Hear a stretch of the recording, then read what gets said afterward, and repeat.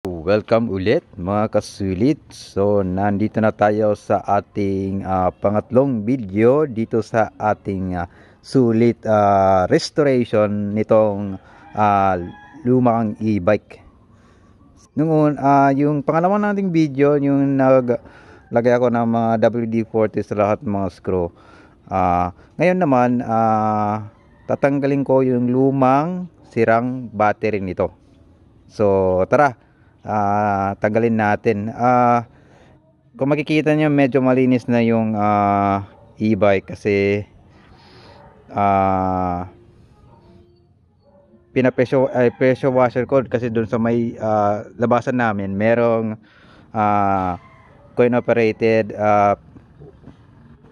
pressure water. So yan, medyo malinis na siya pero hindi pa masyado kasi hindi ko pasyadong pinapressure washer kasi total naman babaklasin ko naman lahat kaya okay lang.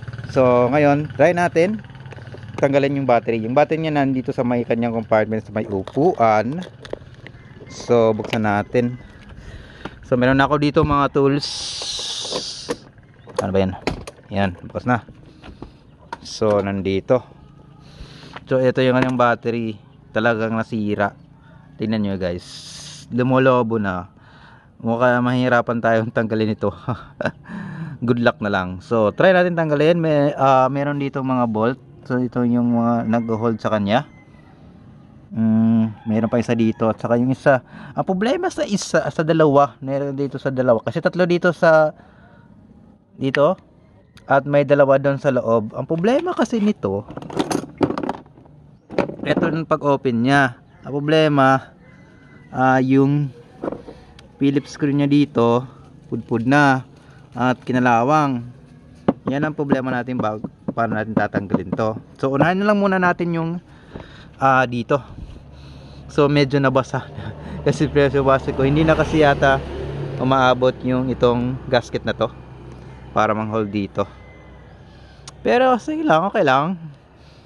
So ngayon try natin tanggalin ito. So saan ko ba ilalagay itong camera? Ay ito na lang. Sige, try natin. 11 daw. So tanggalin natin. So umiikot na kasi nilagyan ko kasi ng WD-40. So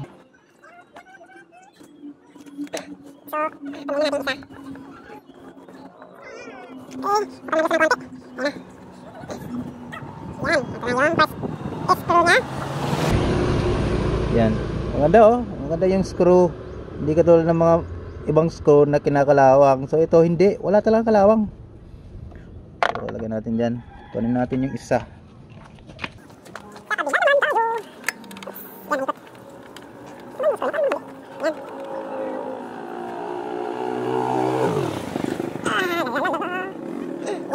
Ito yung isang screw ulit. So walang kalawang. So ito yung parang rubber coated yung kanyang bar. Yan. So, natin dito. So oh my god, ang daming. So yan. Dumikit na rin yung goma. Ba to? Goma, yeah. Parang goma. So paano man natin matatanggal? Mukhang sumikip na sa loob yung battery. So tanggalin muna natin yung mga wire connection. I think screw ata to. Screw terminal. Screw ba? Meron ako dito screw. Try natin. Meron ako ditong Phillips at saka flat screw. So yun. O kung makikita nyo guys, hindi siya medyo may konting kalawang pero hindi masyado. So maganda. So pwede siyang flat screw at Phillips. Tanggalan natin kung matanggal natin. Oy, mukha yatang hindi. Sa Phillips na lang. So Phillips.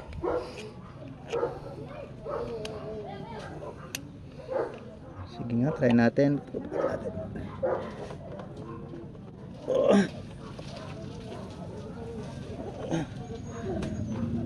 Holy shit, mukhang hindi masyado matanggal. OMG. Uh-oh. Mukhang masyadong matigas mga kasulit.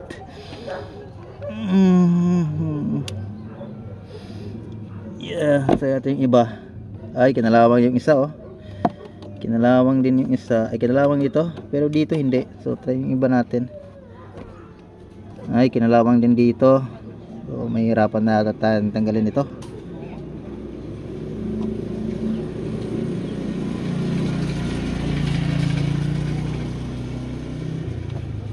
Yung plan sana hindi na natin, but I think kahit hindi na lang natin i-save ito kasi yung paggagamitan natin sa susunod ay si lithium now. Kung pwede sana, kung pwedeng magamit ito, pero I think yung iba kinakalawang na eh. So sayang naman. Tayo natin nga. Talagang sikip na. Mukha yata mahirapan tayong tanggalin ito. So wait mo naman kasulit. Ipopos ko lang muna at check ko lang kung paano ko ito matatanggal kasi medyo sumikip na siya doon sa lalagyan ng battery. Ito nga lumulobo na eh.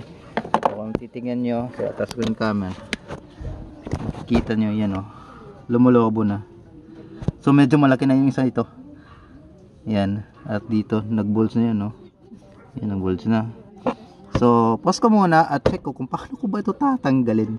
Date. So, talaga mahirapan tayong tanggalin to kasi dumikit na talaga. Pero yung battery, itong tatlong battery na ito, kung hugutin ko, yan. So, hindi naman siya nakakabit, dumikit sa lalagyan ng battery. So, ngayon, yung gagawin ko na lang, tatanggalin ko na lang itong compartment na to. Kasi may apat naman ng screw ito. Ito, meron dito isa, dalawa, tatlo. Saka wala na nga isang screw dito. Yan. So tatanggalin natin itong U-box compartment. U-box ba? So tanggalin natin para matanggal ko yung buong battery. Natanggal ko na yung U-box na at saka yung upuan. So ito yun na. Ma-access natin yung battery at yung isa rin. Pero medyo masigip lang yata pagtanggal ng bolt nun. Yun o, nandun o. So, dito na rin nakita ko rin yung controller nya. Nandito na yung controller. So, kung makita ba sa camera, yan, nandito yung controller. Focus natin. Yan, 60 volts. Under voltage nya ay 52 at 3 amps. So, nandito yung controller nya. Yan yung kalaki yung controller. At ito yata yung 12 volts converter sa 60 volts to 12 volts. At yung alarm niya nandito sa ilalim, hindi maganda. Dapat nandito sa ilalim, nandun, yun oh, nandun. Kasi pwedeng ma-access ng magnanakaw o hindi kaya kawan. Pwedeng putawalan yung alarm doon. Ano ba naman yan? So okay na ako na. So ngayon, hindi na nag-autofocus. Yan. So ngayon, putulin ko yung positive. So sorry about this. Maganda sana kung matatanggal to kasi okay lang kung putulin ko, pwede pa magamit ito. Pero mukha yata hindi na ito matatanggal eh. Yun oh, kinalawang na. Ito. Yung iba hindi pa, pero medyo matigas na kasi ayaw matanggal eh. Baka hindi ko alam, baka mayroong nilagay nila dito sa mga screw terminal. So tanggalin ko na lang ito. Lagyan na lang natin dito. Goodbye positive wire. Yan. At saka yung negative, ito yung green. Green, bakit green yung negative nila? Hindi ko lang alam. Yan. Tuloy natin. Bye bye. So ngayon pwede na nating tanggalin itong battery. So try lang natin tanggalin. Ito pa, mayroon pang isa. Ano ba naman yan? Ito pa, nalimutan ko tuloy. Dito na lang sa kalahati. Kasi kung tanggal man natin ito, pwedeng balik natin yung wire. So tanggalin natin pataas. Medyo mabigat ito. Yan. Oops. Paano ba? So lagay ko muna yung cellphone. Tsaka try natin hugutin yung battery. So mahuhugot naman natin yan.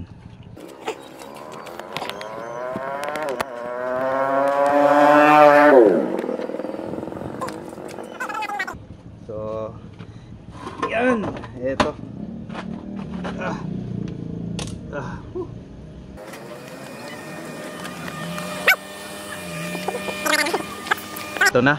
So medyo nabasa lang dun sa may baba.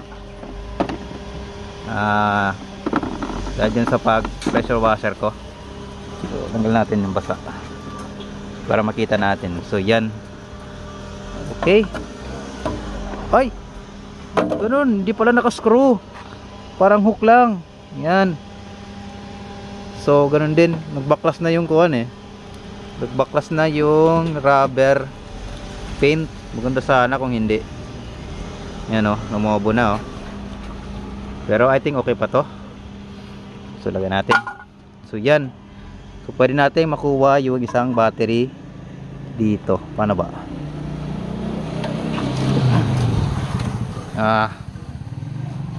Paano pa natin tatanggalin to? Natanggalan natin yung 5 battery sa loob.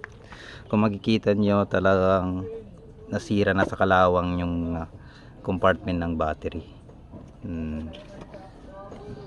Yan o. Kinalawang na sa loob. Yan. Yeah. So yan, talagang babaklasin ko lahat at saka ire-repair yan. Kung hindi naman, i-modify ko, i-change yung layout para sa lithium batteries. So yung paggagamitan ko nito ay lithium batteries. I think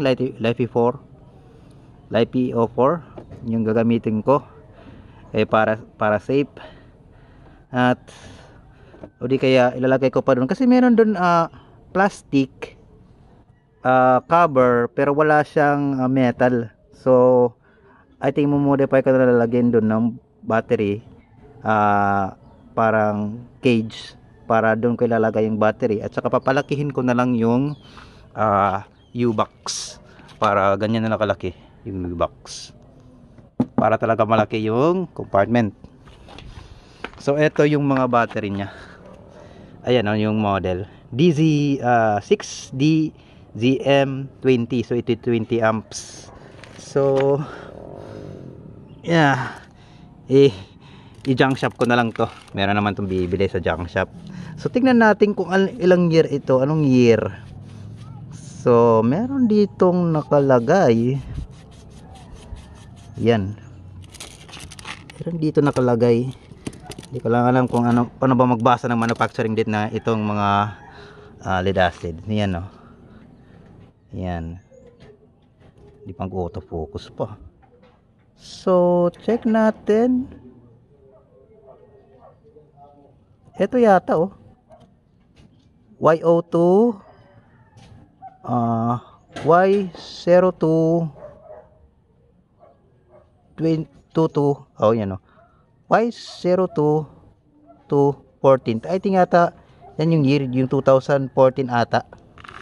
So napakatagal na no. Yan. Ano na ngayon? 2023. So napakaluma nitong e-bike na to. At saka sa controller, makikita kasi din sa controller meron din yata date. So tingnan natin, check ko nga meron bang date. Hindi ko makita. Okay, wala may nakalagay no manufacturing date. So wala.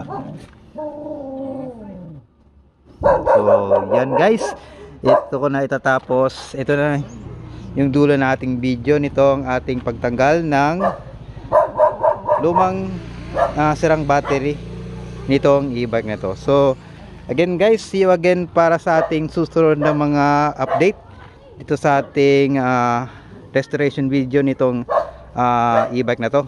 So guys, thank you for watching. You can like, share and subscribe to my channel para sa ating susunod na mga restoration video nitong ating e-bike. Babu!